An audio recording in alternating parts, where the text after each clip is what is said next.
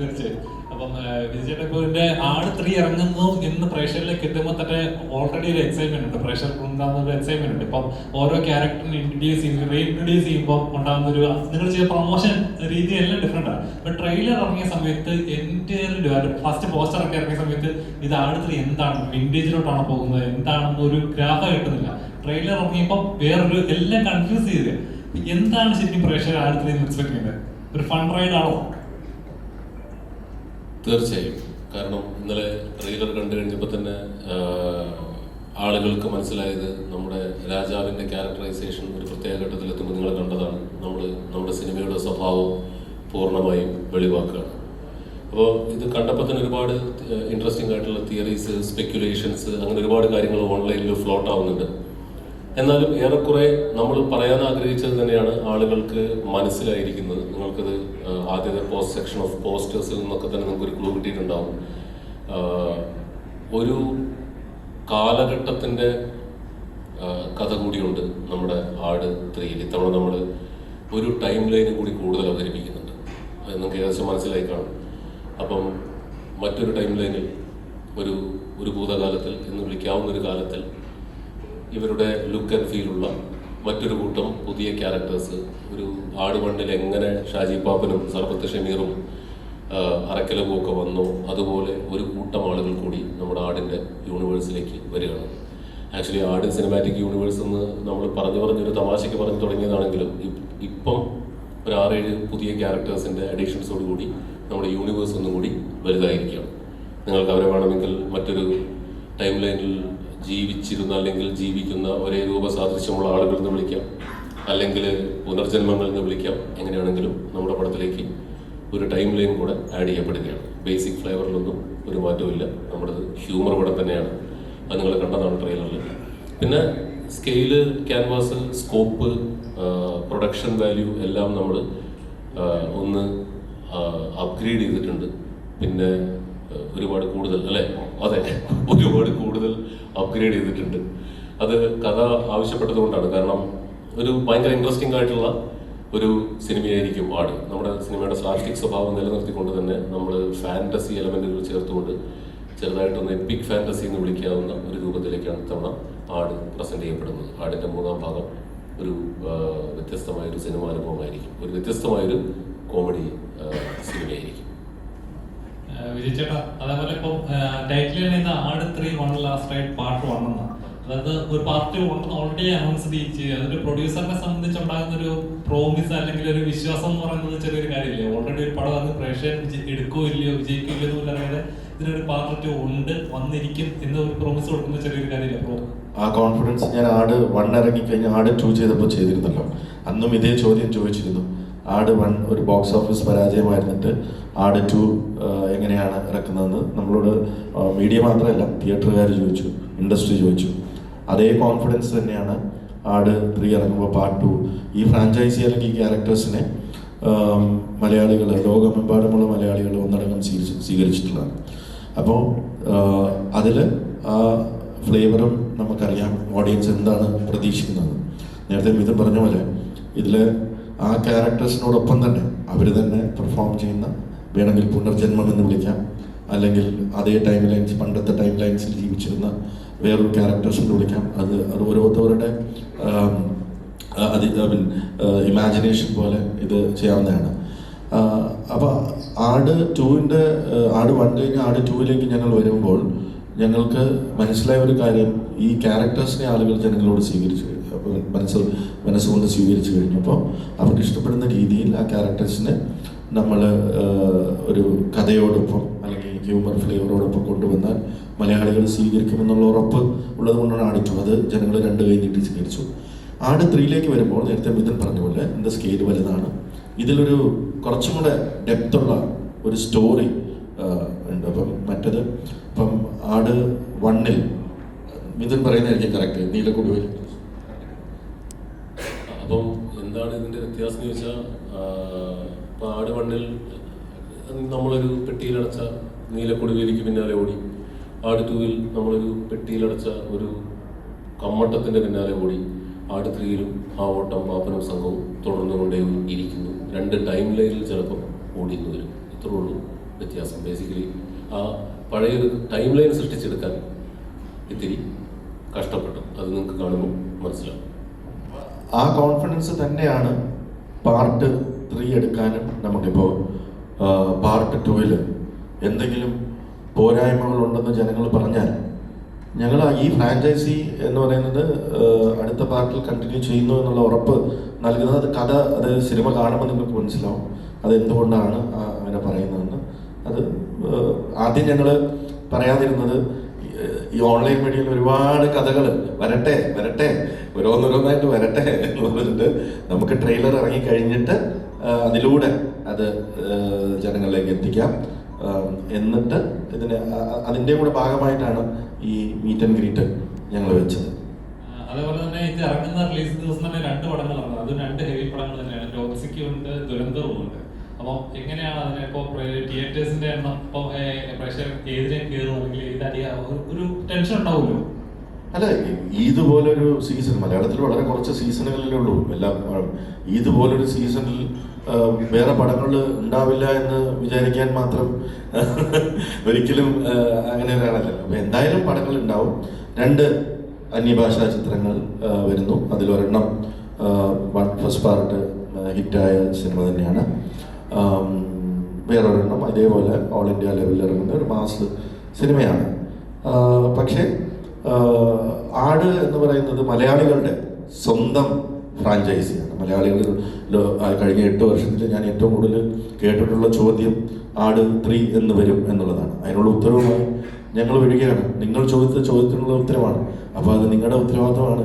മലയാള സിനിമയെ സ്നേഹിക്കുന്ന അല്ലെങ്കിൽ ആടിനെ സ്നേഹിക്കുന്ന ഞങ്ങൾ കൊണ്ടുവരുന്നു. ഇനി നിങ്ങൾ പറയാം അതിൻ്റെ കൂടെ വേറെ പടം ഉണ്ടായിരുന്നല്ലോ, ഇനി ഒറ്റ എന്ന് പറഞ്ഞ് ഞങ്ങളെ കാല് വരുന്നു, നിങ്ങളെന്താ ഒറ്റക്കിറക്കാൻ എന്നൊന്നും ചോദിക്കരുത്. പിന്നെ ഇത് ഒരു ക്ലീൻ യു ചിത്രമാണ്, ഫാമിലി എൻ്റർടൈനർ. അപ്പോൾ ഒരു സമ്മർ കാലത്ത് ഹോളിഡേ തുടങ്ങുന്ന സമയത്ത് ഇതുപോലുള്ള ഒരുപാട് ഹോളിഡേയ്സ് ഉള്ള അല്ലെങ്കിൽ എക്സാമുകളൊക്കെ കുറേ കഴിഞ്ഞു, പിന്നെ കുറച്ച് 2-3 ദിവസം കഴിയുമ്പോൾ വീണ്ടും എല്ലാ എക്സാമുകളും കഴിഞ്ഞു, കുട്ടികളും ഫ്രീ ആണ്. അപ്പോൾ ഫാമിലിയോടൊപ്പം ഒരുമിച്ച് വന്നിരിക്കാവുന്ന, അതായത് 18+ അല്ല, 10 വയസ്സോ 5 വയസ്സോ 2 വയസ്സോ ഉള്ള കുട്ടികൾക്ക് പോലും അമ്മയ്ക്കും അച്ഛനോടൊപ്പം വന്നിരുന്ന് എൻജോയ് ചെയ്യാവുന്ന ഒരു കംപ്ലീറ്റ് ഫാമിലി എൻ്റർടൈനറാണ്. അതാണ് നമ്മുടെ ഓഡിയൻസ്. ഇതൊരു ക്ലീൻ യു ചിത്രമായിരിക്കും എന്നുള്ളത് 24 പടത്തിൻ്റെ സെൻസറിങ്ങിന് പോയാൽ എനിക്ക് ഓൾറെഡി അറിയാം. അതുകൊണ്ട് ഇനി എന്തെങ്കിലും അങ്ങനെ ഒരു കട്ട് സെൻസർ പറഞ്ഞാൽ തന്നെ ഞങ്ങളത് കട്ട് ചെയ്യാൻ തയ്യാറാണ്. കാരണം ഇത് കുടുംബത്തോട് ഒരുമിച്ചിരുന്ന് വന്ന് കാണേണ്ട സിനിമയായതുകൊണ്ട് ആ ഓഡിയൻസ് ആടിലേക്ക് വരും എന്ന്, തുടക്കത്തിൽ തന്നെ ആടിലേക്ക് വരും എന്ന് ഞങ്ങൾ പ്രതീക്ഷിക്കുന്നു. എനിക്ക് തോന്നുന്നു ഏറ്റവും കൂടുതൽ മലയാള പ്രേക്ഷകർ ദൃശ്യം കഴിഞ്ഞ് കഴിഞ്ഞാൽ ഏറ്റവും കൂടുതൽ എക്സ്പെക്ട് ചെയ്യുന്നത് ആടെന്നുള്ള സിനിമയാണ്. കാരണം ഇത്രയും പാർട്ടുകളായിട്ട് ഇറങ്ങുന്നത് വേറൊരു സിനിമ ഉണ്ടാവില്ല മലയാളത്തിൽ. ഫ്രൈഡേ ഫിലിംസിന് ഓൺ ചെയ്യാൻ പറ്റുന്ന ഒരു പൊന്തുപോലെ തന്നെ ആയിരിക്കും അല്ലേ? ദൃശ്യം കഴിഞ്ഞാൽ ആട് 2 ആയെന്നുള്ളതുകൊണ്ടാണ് ദൃശ്യത്തിന് 2 ആഴ്ച മുമ്പേ ഞങ്ങൾ ഇറങ്ങുന്നത്.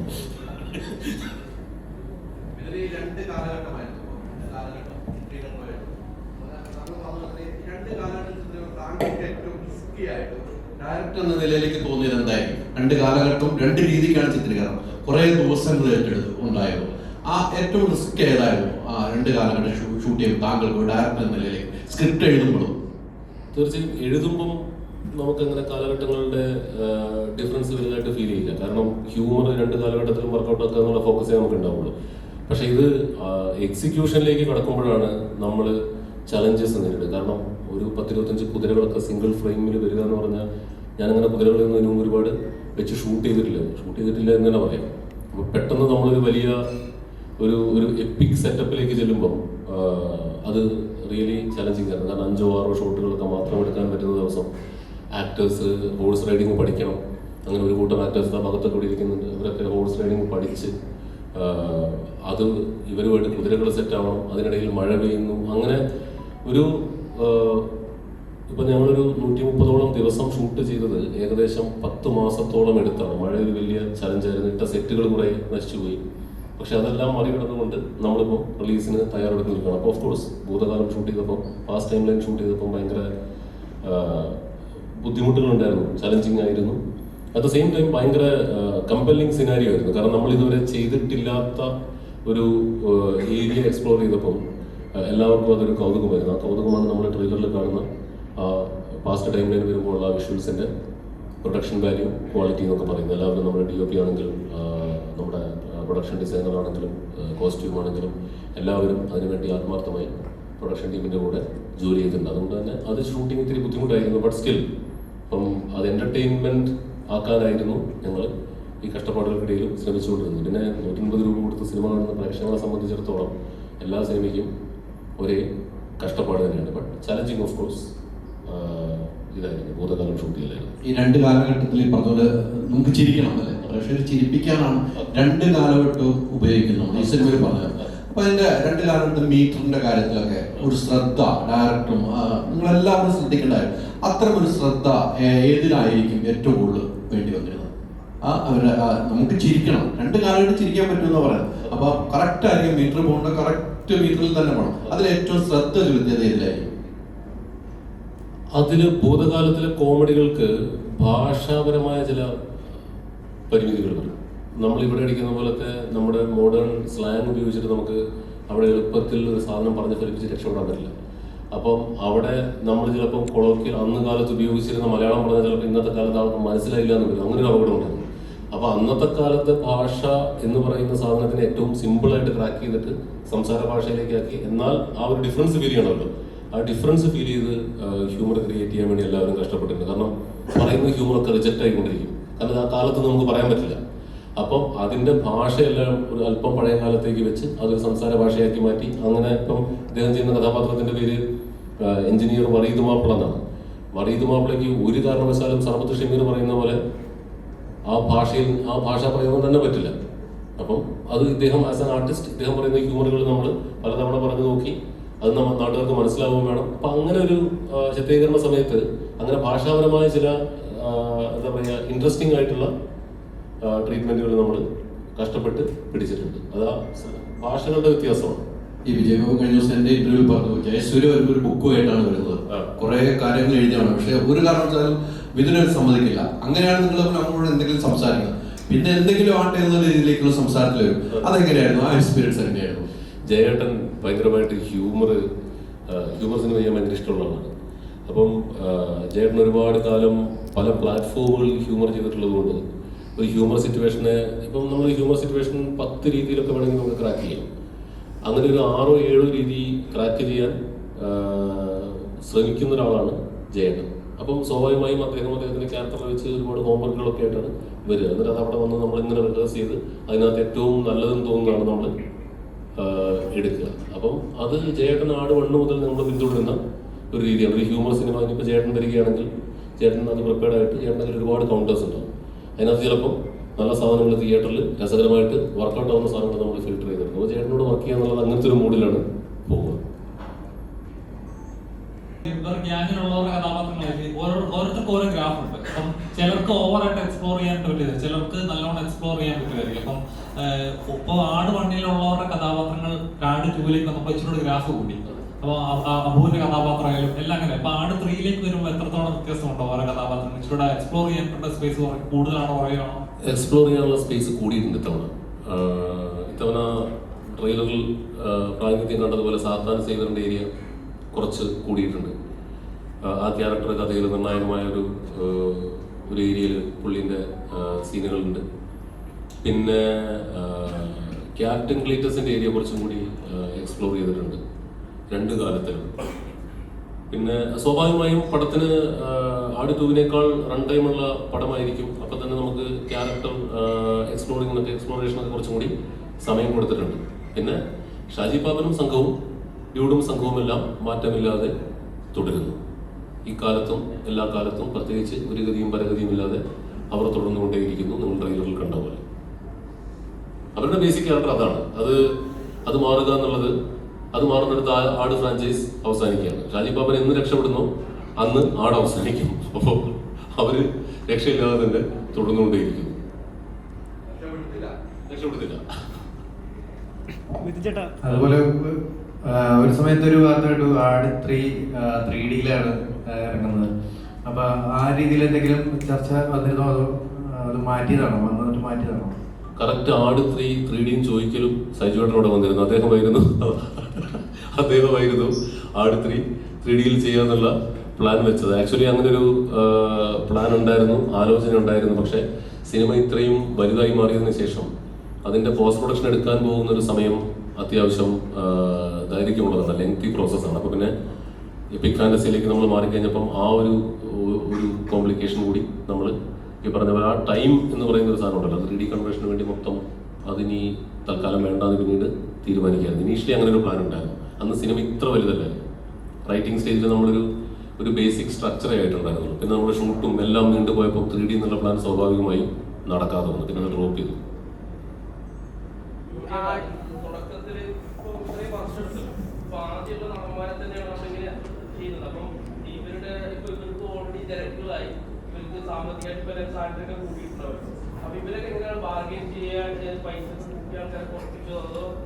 ഞങ്ങളൊരു കുടുംബമാണ്. ഞങ്ങൾ ആടെന്ന് പറയുന്ന കുടുംബമാണ്. അവരുടെ തിരക്കുകളൊക്കെ ആടിന് വേണ്ടി മാറ്റിവെച്ച് വരും എന്ന് വിശ്വസിച്ച് തന്നെയാണ് ഈ പ്രോജക്റ്റിലേക്ക് ഇറങ്ങിയത്. അങ്ങനെ തന്നെ ഓരോ ആക്ടറും ഇതിനകത്ത് സഹകരിച്ചിട്ടുണ്ട്. ഇത് അവരുടെയും കൂടെ, അവർക്കും കൂടെ ഇഷ്ടപ്പെട്ട ക്യാരക്ടറാണ്, അവർക്കും കൂടെ വേണ്ട ക്യാരക്ടറാണെന്നുള്ളത്. പിന്നെ വളരെ മുമ്പ് തന്നെ പ്ലാനിങ് 2024 ഫെബ്രുവരിയിൽ നമ്മൾ അനൗൺസ് ചെയ്ത് അന്ന് തൊട്ട് തുടങ്ങിയ പ്ലാനിങ് ആണ്. ഏകദേശം 8 മാസം മുമ്പ് തന്നെ നമ്മളെല്ലാവരോടും പറഞ്ഞിരുന്നു.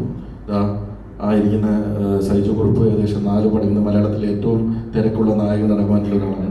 അദ്ദേഹത്തിൻ്റെ 4 പടം മാറ്റി വെച്ചിട്ടാണ് അരപ്പടത്തിൻ്റെ പൈസയും വാങ്ങിച്ചിട്ട് ഈ പടത്തിന് വന്നിരിക്കുന്നത്. മെന്റൽ ബോണ്ടാണ്, ഞങ്ങളെല്ലാവരും തമ്മിലൊരു മെന്റൽ ബോണ്ടിലാണ് ഇത് വർക്ക് ചെയ്യുന്നത്. അങ്ങനെ ഞങ്ങൾ പണ്ടത്തെ മലയാള സിനിമയാണ് ഫോളോ ചെയ്യുന്നത്. വാക്ക് കൊടുത്തു, വാക്കിന് പിന്നെ മാറ്റമില്ല. പേപ്പറുകളൊക്കെ എന്താണ്, പേപ്പർ കൊണ്ടൊന്നും നമ്മൾ ഈ കുടുംബത്തിലെ ഒരു അംഗവുമായിട്ടൊരു പേപ്പർ വെച്ചിട്ട് അതിൻ്റെ പേരിൽ ഒരു ചർച്ച അല്ലെങ്കിൽ അസോസിയേഷനിൽ പോവുക അങ്ങനെയൊന്നും വിചാരിക്കുന്ന രീതിയല്ല. ഈ കുടുംബത്തിലെ ഓരോ അംഗങ്ങളും, ആർട്ട് ഫ്രാഞ്ചൈസിലെ ഓരോ അംഗങ്ങളും ഇതിൻ്റെ ഭാഗമാണ്. നമ്മൾ ആസ് എ പ്രൊഡക്ഷൻ ഹൗസ് ഈ സിനിമയെ സ്നേഹിക്കുന്ന പോലെ തന്നെ അവരും ആ ക്യാരക്ടേഴ്സിനെ സ്നേഹിക്കുന്നു. എനിക്കറിയാം ഈ സിനിമയിലെ ഓരോ കഥാപാത്രങ്ങളും ഞങ്ങൾ തന്നെ പല സിനിമകളുടെ ഭാഗമായിട്ട് ഇപ്പോൾ ഈ സൈജുവും ഞാനുമായിട്ട് പോയിട്ടുണ്ട്. എന്നെ ഷമീർ സാറേ എന്നും സൈജുവിനെ അബു എന്നാണ് വിളിക്കുന്നത്. ഞങ്ങൾ ചിലപ്പോൾ അറിയാതെ തിരിഞ്ഞു നോക്കാതെ പോകും. അപ്പോൾ ചോദിക്കും ജാടയാണോ, അപ്പോഴാണ് നമ്മളെയാണല്ലോ വിളിച്ചതെന്ന് പറഞ്ഞ് തിരിഞ്ഞു നോക്കിയിട്ടുണ്ട്. അപ്പം അത്രമാത്രം എന്നോട് ഇന്ദ്രൻ ചേട്ടൻ പറഞ്ഞിട്ടുണ്ട്, എത്രയോ സിനിമകളിൽ അഭിനയിച്ചിട്ടുണ്ട്, ഇപ്പോൾ പോകുമ്പോൾ പലയിടത്തും പോകുമ്പോൾ ശശിരാജാനാണ് വിളിക്കുന്നതെന്ന്. അപ്പം അതാണ് അതിൻ്റെ, അപ്പം അത്രയും മാത്രം അവർ സ്നേഹിക്കുന്നുണ്ട്. അതുകൊണ്ട് ഈ സിനിമയായിട്ട് വളരെ വളരെ നല്ല രീതിയിൽ എല്ലാ ആക്ടേഴ്സും ഓരോ, എനിക്ക് ജയസൂര്യ തൊട്ടിട്ട് വേറെ ഒരു സിനിമയും ജയസൂര്യ സിനിമയുടെ സമയത്ത് ചെയ്തിട്ടില്ല. 6 മാസം എന്ന് പറയുന്നത് 10 മാസത്തോളം ഷൂട്ട് പോയി, 10 മാസത്തോളം. അതിനുശേഷം ലുക്ക് ചേഞ്ച് ഉണ്ടായിരുന്നു. അതിൻ്റെ ഇടയിൽ നേരത്തെ മിഥുൻ പറഞ്ഞ പോലെ ഹോഴ്സ് റൈഡിങ് പഠിക്കാനായിട്ട് കുറേ സമയം അവരെടുത്തു. അതിൻ്റെ പഴയ കാലത്തെ ഇപ്പം മേക്കപ്പിനും കോസ്റ്റ്യൂമിനും തന്നെ ഓരോ ദിവസവും 1-2 മണിക്കൂറൊക്കെ ഓരോ ക്യാരക്ടേഴ്സിന് എടുക്കാറുണ്ട്. അപ്പം അതിനൊക്കെ ഒരുപാട് സമയം. പിന്നെ ഇവരിട്ടിരിക്കുന്ന കോസ്റ്റ്യൂമൊന്നും അത്ര ഹെവി ലൈറ്റ് വെയിറ്റ് ഉള്ള സാധനങ്ങളൊന്നും അല്ല. ഞാനിടയ്ക്ക് ചോദിച്ചു, ഈ രാജാക്കന്മാരൊക്കെ പണ്ട് ഇങ്ങനെയായിരുന്നു, രാവിലെ എണ്ണീട്ട് ഇതൊക്കെ ഇട്ട് ഇങ്ങനെയാണോ ഇറങ്ങി നടക്കാറ്? ഈ സാധനം വെച്ചിട്ടാണ് അവരൊക്കെ യുദ്ധത്തിന് പോകുന്നത്. ഇവർ ആ തലയിലിരിക്കുന്ന ഹെൽമെറ്റിന് ഏകദേശം 3 കിലോയോളം ഭാരമുണ്ട്. അപ്പോൾ അത് സ്റ്റെഫി എന്ന് പറയുന്ന ഞങ്ങളുടെ കോസ്റ്റ്യൂം ഡിസൈനർ 6 മാസമോ 5 മാസമോ കണ്ടാണ് അതിൻ്റെ പ്രൊക്യൂർമെൻറ്റിന് മാത്രം നടന്നിട്ടുള്ളത്. സ്റ്റെഫി പല ഇൻ്റർവ്യൂവിൽ പറഞ്ഞിട്ടുണ്ട്. രാജസ്ഥാൻ, ഡൽഹി, നോർത്ത് ഇന്ത്യയിൽ മൊത്തം, അതുപോലെ ഹൈദരാബാദ്, അങ്ങനെയുള്ള പല സിനിമകളിൽ നിന്ന് കൂടാതെ ഇന്ത്യയിലെ വലിയ പീരിയോഡിക് സിനിമ ചെയ്തിട്ടുള്ള മറ്റുള്ള കോസ്റ്റ്യൂം ഡിസൈനേഴ്സുമായിട്ടും കൂടെ കൺസൾട്ടൻ്റായിട്ട് വെച്ചിട്ടാണ് നമ്മൾ അത് അവരുടെ നിന്നും കൂടെ ഒക്കെ ഫോളോ ചെയ്തിട്ടുണ്ട്. അപ്പം അത്രയും കഷ്ടപ്പെട്ടാണ് സിനിമ. 10 മാസത്തോളം ഷൂട്ട് നടന്നു എന്ന് പറയുമ്പോൾ തന്നെ എന്തുമാത്രം ആ ആക്ടേഴ്സ് ഈ സിനിമയെ സ്നേഹിക്കുന്നുണ്ടെന്ന് അറിയാം. സോ ബോണ്ടും കാര്യങ്ങളൊന്നുമില്ല, വാക്കാണ്. ഇവരില്ലാതെ എന്ത് സിനിമ, അതൊക്കെ അവർക്കും അറിയാം. നേരത്തെ ഇതിൻ്റെ കഥ അല്ലേ ഉണ്ടാവുമെന്നും ഇതിൻ്റെ പാർട്ട് 2 ഉണ്ടാവുമെന്നൊക്കെയുള്ള അറിയാം. പിന്നെ ഈ പാപ്പനൊക്കെ രക്ഷപ്പെടത്തില്ലെന്നൊക്കെ ഇതും ചുമ്മാ ഒരു നമ്പർ അടിച്ചതാ. ഇപ്രാവശ്യം രക്ഷപ്പെടാനുള്ള സാധ്യത ഞാൻ കാണുന്നുണ്ട്.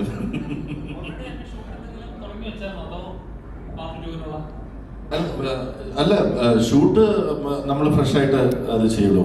സ്ക്രിപ്റ്റ് നമ്മൾ ഇത് ഷൂട്ട് ചെയ്യാൻ ഇറങ്ങുന്നത് തന്നെ ഇതിൻ്റെ ഒരു ആദ്യ ഭാഗം ഒരു 2 സിനിമയിൽ നമ്മൾ ആട് ഫ്രാഞ്ചൈസ് അവസാനിപ്പിക്കുകയാണ്. അപ്പോൾ അതിൻ്റെ ഒരു ആദ്യ ഭാഗം ഷൂട്ട് ചെയ്യാം എന്ന് കരുതി തന്നെയാണ് ഇറങ്ങിയത്. അതിൻ്റെ ഒരു അടുത്ത ഭാഗം വരുന്നതിൻ്റെ ഒരു ചെറിയ പ്രിലൂഡ് മാത്രമാണ് നമ്മൾ ഷൂട്ട് ചെയ്തിരിക്കുന്നത്. ബാക്കിയെല്ലാം നമ്മൾ പ്ലാൻ ചെയ്ത ഈ പാർട്ട് ഷൂട്ട് ചെയ്തിരിക്കുന്നു. പിന്നെ അടുത്ത ഭാഗത്തിൻ്റെ സ്ക്രിപ്റ്റ് നമ്മൾ തീർത്ത് വെച്ചിട്ടുണ്ട്. നിങ്ങളിത് ഇഷ്ടപ്പെട്ടു എന്നൊരു ഗ്രീൻ സിഗ്നൽ തന്നാൽ നമ്മളത് തുടങ്ങുന്നതാണ്, എത്രയും വേഗം തുടങ്ങുന്നതാണ്.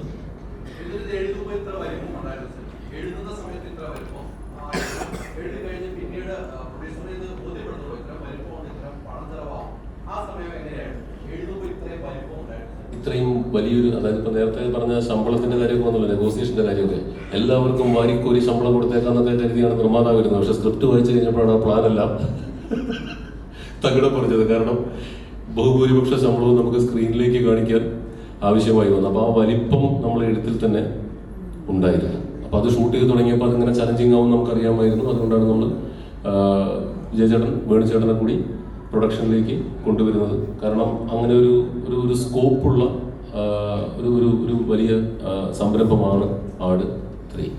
അപ്പോൾ അത് 2 പാർട്ട് സിനിമയായിട്ട് കൺസീവ് ചെയ്തു. ഇതിൻ്റെ ഫസ്റ്റ് പാർട്ട് നമ്മൾ എക്സിക്യൂഷൻ കഴിഞ്ഞു, ഒരു പ്രിലൂഡും ചെയ്തിട്ടുണ്ട്. പ്ലസ് സെക്കൻഡ് പാർട്ടിൻ്റെ സ്ക്രിപ്റ്റ് തീർത്ത് വെച്ചിരിക്കുന്നു.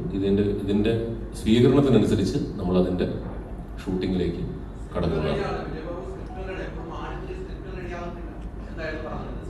ഇനി ഇത് ഞാൻ പറയുന്നു, റെഡിയാണ്. ചുമ്മാ ഹൈദരാലി ഉണ്ടെന്നുള്ള വരവറിയിച്ചതല്ലേ, എല്ലാം റെഡിയാണ്. ഈ ആട് 1ഉം ആട് 2ലും ഇല്ലാത്ത വലിയ താരങ്ങളെ ആട് 3യിലേക്ക് പ്രതീക്ഷിക്കണം. മെയിൻ കഥാപാത്രങ്ങളെല്ലാം ഇത് തന്നെയാണ്. പിന്നെ നിങ്ങൾ ട്രെയിലറിൽ കണ്ടമല്ലോ, ഒരാൾ വേറൊരു നമ്മുടെ ഹോളിവുഡിൽ നിന്നും ഒരു ആക്ട്രസ് വരുന്നുണ്ട്, അലിയ ബോൺ എന്നാണ് അവരുടെ പേര്. ഓൾറെഡി നിങ്ങൾ ട്രെയിലർ കണ്ടാണ്. അതാണ് മെയിൻ കഥാപാത്രം. ചെറിയ ചെറിയ കഥാപാത്രങ്ങൾ വന്നും പോയി ആട് 2ലും 1ലും ഉള്ള പോലെ തന്നെ വന്നും പോയി നിൽക്കും. സോഷ്യൽ മീഡിയയിൽ കുറെ റൂമേഴ്സ് സ്പ്രെഡ് ചെയ്യുന്നുണ്ട് ലാലേട്ടൻ മമ്മൂക്ക. അത് തീർക്കാനാണ് ഞങ്ങൾ ഇവിടെ ഇരിക്കുന്നത്. ചോദിച്ചോ, എന്താ കംപ്ലീറ്റ് ഇല്ലല്ലോ, എന്താ? ലാലേട്ടൻ മമ്മൂക്ക ഇല്ല. മിഥുൻ ചേട്ടാ, ഇപ്പം മൾട്ടിപ്പിൾ ജോണറിൽ സിനിമ ചെയ്യുന്ന ഡയറക്ടേഴ്സ് ഭയങ്കര ബ്രില്യൻ്റ് ആണെന്ന് പറയലുണ്ട്. ഇപ്പോൾ കഴിഞ്ഞ 2 സിനിമകൾ നോക്കിക്കഴിഞ്ഞാൽ ത്രില്ലർ സിനിമകളാണ്. അപ്പോൾ അത് തന്നെ ആസ് എ ഡയറക്ടർ കുറേ ബ്രേക്ക് വന്നിട്ടുണ്ട്. അപ്പോൾ അതിൽ നിന്നാണ് വീണ്ടും ആട് 3യിലേക്ക് വന്നേക്കുന്നത്, അത് സേഫ് സോണിലേക്ക് വന്നേക്കുന്നത്. അപ്പോൾ ആ കഴിഞ്ഞ 2 സിനിമകൾ ആസ് എ ഡയറക്ടർ തന്ന ആ ഒരു എക്സ്പീരിയൻസ് ഈ പടത്തിൽ എത്രത്തോളം യൂസ് ചെയ്യാൻ സാധിച്ചിട്ടുണ്ട്? എന്തൊക്കെ മാറ്റങ്ങൾ അപ്പം ആസ് എ ഡയറക്ടർ ഇതിൽ ചെയ്തിട്ടുണ്ട്? ശരിക്കും ആടിന് ശേഷം 2 ത്രില്ലേഴ്സ് വന്നു. 5-ാം പതിന് വന്നു, അബ്രഹാം ഹോസ്ലർ ചെയ്തു. അതോടൊപ്പം തന്നെ ഹോട്ട്സ്റ്റാറിന് വേണ്ടി ഒരു സീരീസും പൂർത്തിയാക്കിയതിന് ശേഷമാണ് നമ്മൾ ആടിൻ്റെ ഷൂട്ടിലേക്ക് കടന്നത്. അപ്പോൾ ത്രില്ലർ അതിനിടയിൽ ഗരുഡൻ എഴുതി, ഫീനിക്സ് ചെയ്തു. അപ്പോൾ ത്രില്ലേഴ്സ് എന്ന് പറയുന്നത് ആക്ച്വലി ഐ ലൈക്ക് ദം. നമുക്ക് ഭയങ്കര ഇഷ്ടപ്പെട്ട എൻ്റെ പ്രിയപ്പെട്ട ജോണറുകളിൽ ഒന്ന് തന്നെയാണ്. വേണമെങ്കിൽ പ്രിയപ്പെട്ട ജോണർ എന്ന് തന്നെ പറയാവുന്ന ഒന്നാണ്.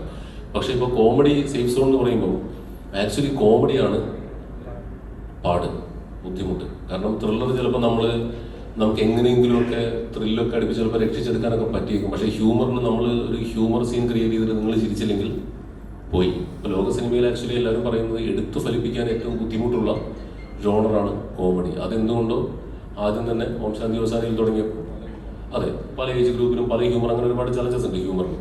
അപ്പോൾ അതെന്തുകൊണ്ടോ ഓം ശാന്തി ഓശാനിയിൽ അത് ക്ലിക്കായപ്പം അതിൻ്റെ ഒരു നാക്ക് പിടിച്ച് നമ്മൾ കുറച്ച് സിനിമകൾ ചെയ്തതാണ്. അത് ആടിലും വർക്കൗട്ടായി. അപ്പോൾ പിന്നെ പ്രിയപ്പെട്ട ജോണർ ചെയ്യാനൊരു അവസരം കിട്ടിയപ്പോൾ ത്രില്ലേഴ്സ് ചെയ്തു. നമ്മൾ ഓൾറെഡി ആട് 2ന്റെ സമയത്ത് അനൗൺസ് ചെയ്തതാണ്. തിരിച്ചു വീണ്ടും നമ്മൾ ഹ്യൂമറിലേക്ക് വരുന്നു. ഇത്തവണ നമ്മൾ പുതിയൊരു ആടുമായിട്ട് വരില്ല. 8 വർഷങ്ങൾക്ക് ശേഷം പുതിയൊരു ആടുമായിട്ട് വരും.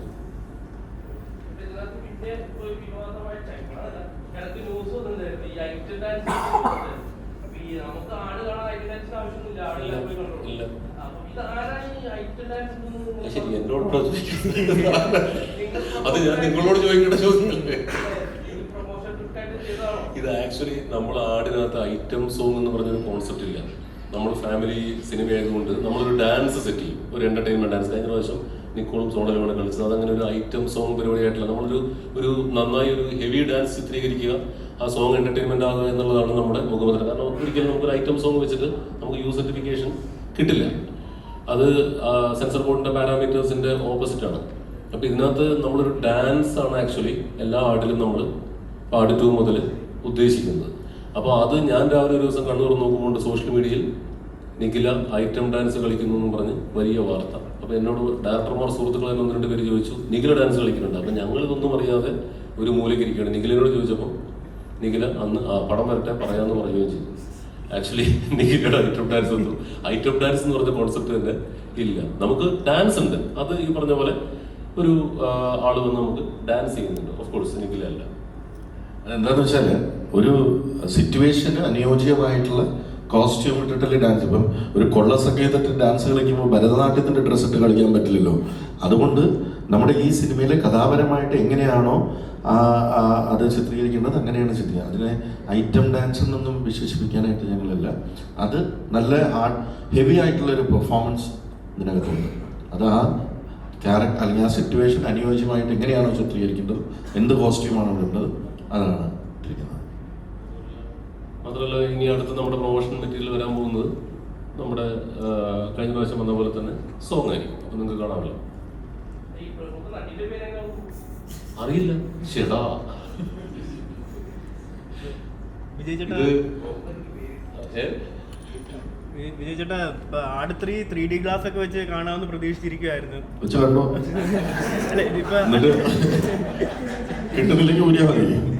ഇപ്പൊ അടുത്തതില് നമുക്ക് 3D വെച്ച് കാണാൻ ഒരു അവസരം ഉണ്ടാവുമോ, അല്ലെങ്കിൽ അതേപോലെ സഹിച്ചേട്ടൻ ക്ലിയർ ആവില്ല. അതാ പ്രശ്നം. ആടെന്ന് പറയുന്ന ഒരു മാസ് ഫിലിമാണ്. അപ്പം എല്ലാ ഒരു മാസ് വൈഡ് റിലീസാണ് ഉണ്ടാവുക. എല്ലാ തിയേറ്ററിലും അതിനുള്ള സിറ്റുവേഷൻ ഉണ്ടോ. പിന്നെ അത് നാളെ ഒന്നാമത്തെ കോസ്റ്റ് കൂടുതലാണ്. പിന്നെ വേണമെങ്കിൽ നമുക്ക് കുറച്ച് ഭാഗം 3Dയിലൊക്കെ ഷൂട്ട് ചെയ്യാം. പിന്നെ അത് ഞങ്ങളൊന്ന് ഡിബേറ്റ് ചെയ്തപ്പോൾ നമ്മുടെ ഫ്രാഞ്ചൈസി ഇങ്ങനെ ആയിരുന്നു, ഇനിയും ഇതിൻ്റെ ഭാഗങ്ങളുണ്ട്, സ്പിൻ ഓഫ്സ് വരാം, പല പല കാര്യങ്ങൾ ആടിന് റിലേറ്റഡ് ആയിട്ട് വരാം. അപ്പം അതെല്ലാം ഇത് ഒരെണ്ണം 3D ചെയ്ത് കഴിഞ്ഞാൽ പിന്നെ ഫ്യൂച്ചറിസ്റ്റിക്കലി എല്ലാം അങ്ങനെ തന്നെ പോകേണ്ടതായിട്ട് വരും. അതുകൊണ്ട് ഇതിപ്പോൾ ഇങ്ങനെയാണ്. നാളെ ഇതിൻ്റെ ഒരു സ്പിൻ ഓഫോ എന്തെങ്കിലും നമ്മൾ പ്ലാൻ ചെയ്യുമ്പോൾ ഇത് 3Dയിൽ ചെയ്യണമെന്നുണ്ടെങ്കിൽ നമുക്ക് നോക്കാം.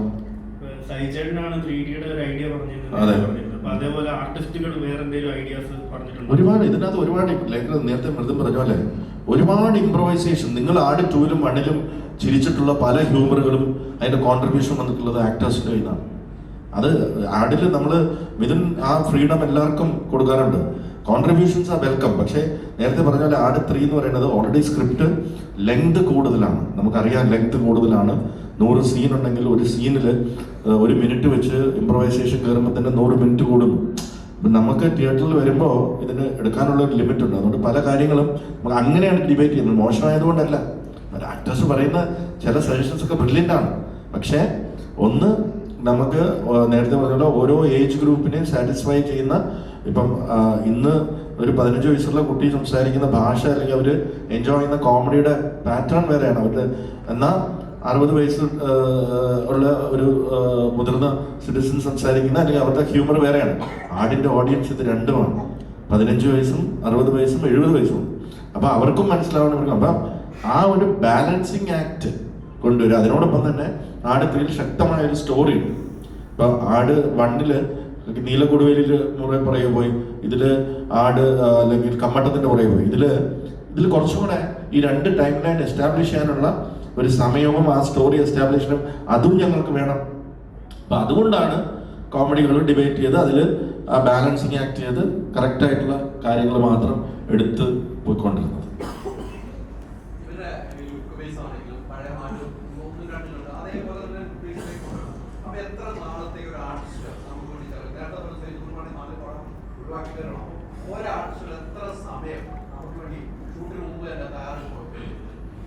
ഇതില് ഇപ്പം നമ്മൾ പാസ്റ്റ് ടൈം ലൈനാണ് ആദ്യം ഷൂട്ട് ചെയ്തത്. അപ്പോൾ എല്ലാവരും പഴയ കാലഘട്ടത്തിൽ നമ്മൾ ആ ട്രെയിലറിൽ കണ്ട രാജാവിൻ്റെയും ആ ലുക്കുകളിലാണ്. അപ്പോൾ അത് തന്നെ ചിത്രീകരണം ഏകദേശം ഒരു 4-5 മാസത്തോളം പോയി. അപ്പോൾ അത്രയും കാലം അവരെ ലുക്ക് മെയിൻറ്റെയിൻ ചെയ്യേണ്ടി വന്നു. പിന്നെ നമ്മൾ അത് ബ്രേക്ക് ചെയ്തിട്ട് പ്രസന്റ് ടൈം ലൈനിലേക്ക് വന്നപ്പോഴത്തേക്കും എല്ലാവരും ഗെറ്റപ്പുകൾ പിടിച്ചു. അപ്പോൾ അത് കുഴപ്പമില്ലായിരുന്നു, കാരണം അവരുടെ നമ്മുടെ കണ്ടിന്യൂറ്റി ഗെറ്റപ്പാണല്ലോ. പക്ഷേ മറ്റേ കാലം ഇതിനെ ലുക്കും വെച്ച് ഒരുപാട് കാലം അത് മെയിൻറ്റെയിൻ ചെയ്ത് നടക്കേണ്ടതായിട്ട് വന്നു. ബേസിക്കലി ഒരു 4-5 മാസം ഒരു ലുക്കിൽ തന്നെ നടക്കേണ്ടി വന്നിട്ടുണ്ട് ആ പാസ്റ്റ് ടൈം ലൈൻ്റെ ഒരു ലുക്കിൽ.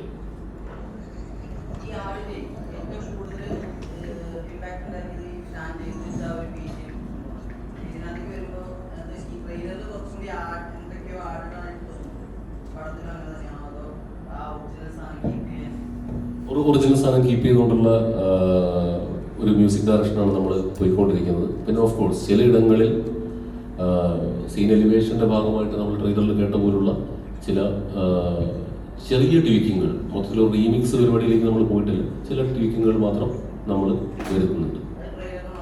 അതുള്ളൂ. അത് അത്രയും ക്യാരക്ടേഴ്സിനെ ചുരുങ്ങിയ സമയത്തിൽ ഉൾപ്പെടുത്താൻ വേണ്ടിയിട്ടാണ് അങ്ങനെ ഒരു പരീക്ഷണം നടത്തിയത്. അപ്പം നമുക്കിത് ഈ മീറ്റ് ആൻഡ് ഗ്രീറ്റും ചോദ്യങ്ങളും ഇവിടെ വെച്ച് നമുക്ക് നിർത്താം.